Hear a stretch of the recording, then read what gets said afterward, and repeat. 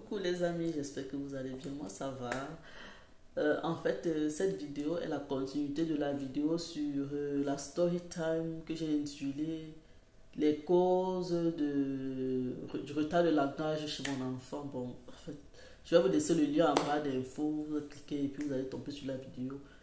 Donc, pour ceux qui sont nouveaux sur cette chaîne, ça c'est une chaîne où nous parlons des thématiques qui regroupent tous les défis liés à la parentalité, tant sur le point éducationnel, financier, social et même sanitaire.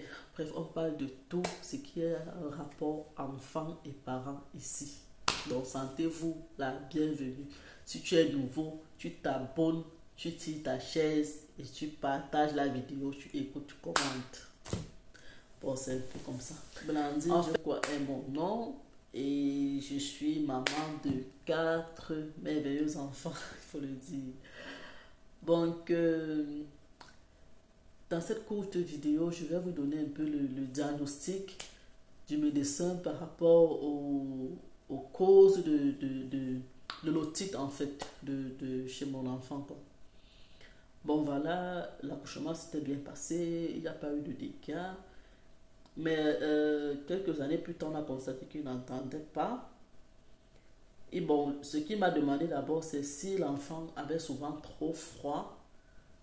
Et je ne sais pas si je vais dire qu'il est trop froid, je l'habillais quand même à chaud, suffisamment à chaud même d'ailleurs. Mais je constatais que tous les matins, quand il se levait, il éternuait. Donc ça, c'est souvent un signe d'alerte, première des choses, mais on l'a souvent passé.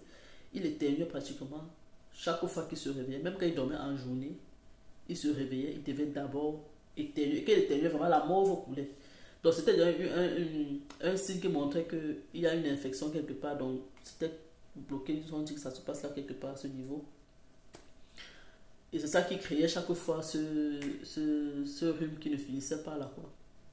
Quand il parlait, il n'était pas enrhumé en fait. Mais dès qu'il éternuait, c'était la catastrophe. Il se mouchait vraiment des quantités considérables. Bon, il m'a demandé aussi si je lui prenais le bain pendant trop longtemps, la tête plongée dans l'eau.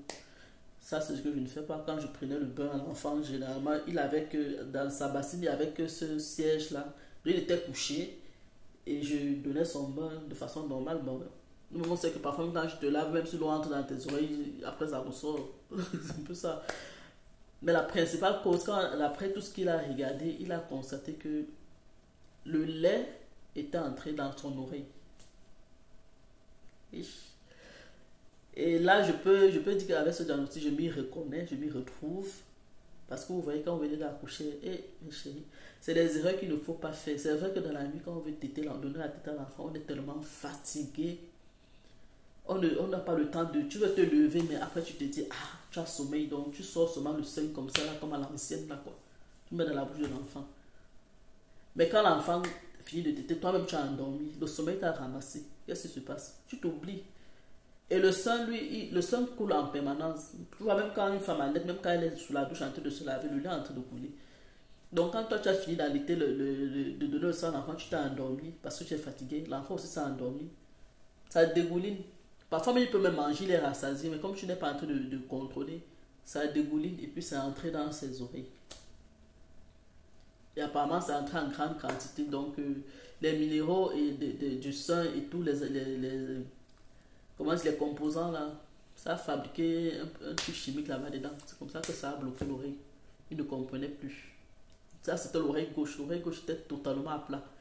Et l'oreille droite aussi, ça veut dire que moi j'ai continué mon allaitement couché comme d'habitude, comme je suis en train de dire. Parce que même aussi l'oreille droite aussi a reçu une quantité de dose. Ce n'est pas le côté gauche qui est venu alimenter le côté droit.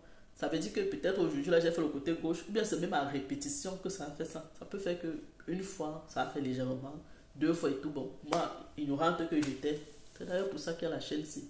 Pour que les autres aussi ne tombent pas dans le même piège que nous là on est tombés. Moi, voilà, avec le sommeil, c'est sûr qu'un autre jour, j'ai aussi encore pris, tourner encore l'enfant de l'autre côté, tchac, donner encore le tété. C'est encore parti de le deuxième côté d'oreille, c'est encore fait. Donc, on a trouvé que la raison principale, parce qu'il m'a demandé si j'allaitais étant allongé. J'ai dit oui, j'allaitais étant allongé. Tu ne vas pas trop dire que tu dors quand tu allaites. Mais avec la fatigue qui contrôle, quoi. Jugez-moi seulement si vous voulez, mais je ne peux pas moi vous mentir. Je vous partage mes expériences, si ça peut édifier d'autres. Donc c'est un peu ça dans mes chéris. Même si vous êtes fatigué comment, dis-moi pas à côté que si tu te rends compte, surtout s'il est éveillé, parce que parfois on dit comme ça, même ils sont fatigués, ils dorment même plus que nous. Donc tu lui dis que si tu es éveillé, pardon, quand tu te rends compte que j'ai fini d'allaiter l'enfant là. Mais généralement, même on va toujours s'oublier. Donc c'est mieux que pendant que tu allaites, tu finis, tu vas allaiter, tu te lèves, tu t'assois normalement et tu allaites. Donc c'est un peu ça quoi. Je ne vais pas être longue, c'était juste cette astuce-là. N'allaitons pas coucher, c'est dangereux et ça a des conséquences pour l'enfant. Ça peut m'entraîner dans les narines et tout, on ne sait jamais. Ou bien dans les yeux. Donc on ne sait pas tout ce que ça peut causer. Donc c'est un peu ça, on va se dire à la prochaine. Ciao.